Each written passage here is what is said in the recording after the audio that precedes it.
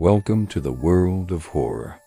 If you love dark mysteries and chilling ghost stories, you're in the right place. Tonight's story will take you to a forgotten town where a bride has been waiting for more than a century, and some people say she is still looking for her groom. On the northern coast of Oregon, there is a small foggy town called Greyhaven. The town is surrounded by cliffs, pine forests, and the endless sound of crashing waves. During the daytime, Greyhaven looks peaceful and beautiful like a painting. But when the fog rolls in at night, the streets become silent and strangely empty.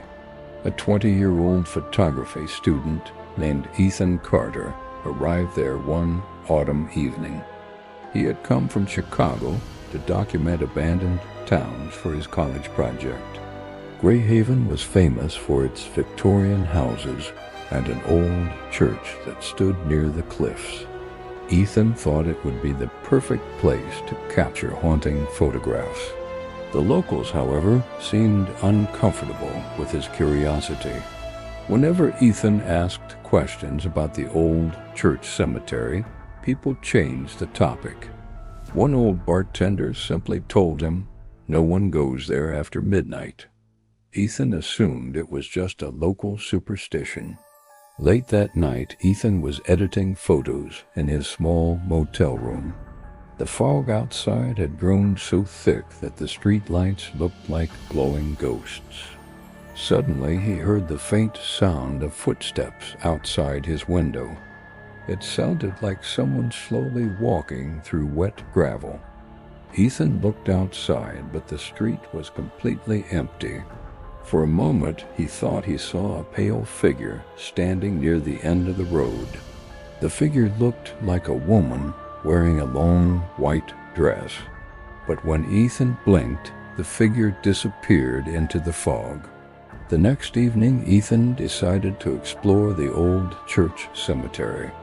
The place was ancient, filled with broken gravestones and leaning crosses.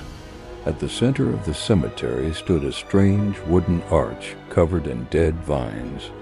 It looked like a wedding arch that had been forgotten by time. Something about the arch felt unsettling. The ground beneath it was darker than the surrounding soil. Wilted white flowers were scattered around as if someone had left them long ago.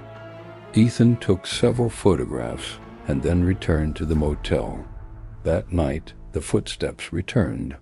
This time they stopped right outside his door. Ethan held his breath as the doorknob slowly began to turn. But when he opened the door, the hallway was empty. A cold wind suddenly rushed past him. The smell of wet earth and old roses filled the air. Ethan felt as if someone had just walked by him. Then he noticed muddy footprints leading down the stairs. The footprints led all the way back toward the cemetery. Against his better judgment, Ethan followed them through the fog. The church bell rang somewhere in the distance. It was exactly 2 a.m. The cemetery looked even darker than before. The fog wrapped around the gravestones like pale ghosts. Ethan walked slowly toward the broken wedding arch, and that was when he saw her. A woman was standing beneath the arch. She wore an old white wedding dress that dragged across the ground. A long veil covered her face completely. She stood perfectly still as if waiting for someone. Ethan's heart began to pound. He stepped closer and the fog swirled around them. The woman slowly lifted her head toward him, and then the wind lifted her veil. Her skin was pale like marble. Dark streaks ran from her eyes like dried tears of blood. Her lips were cracked as if she had been whispering for years, and worst of all, her feet were not touching the ground. Ethan stumbled backward in terror, but the ghostly bride simply stared at him. For a moment it looked as if she was smiling. Then suddenly she vanished into the fog.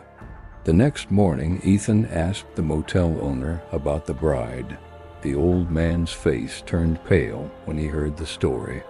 He slowly told Ethan a legend that the town tried to forget.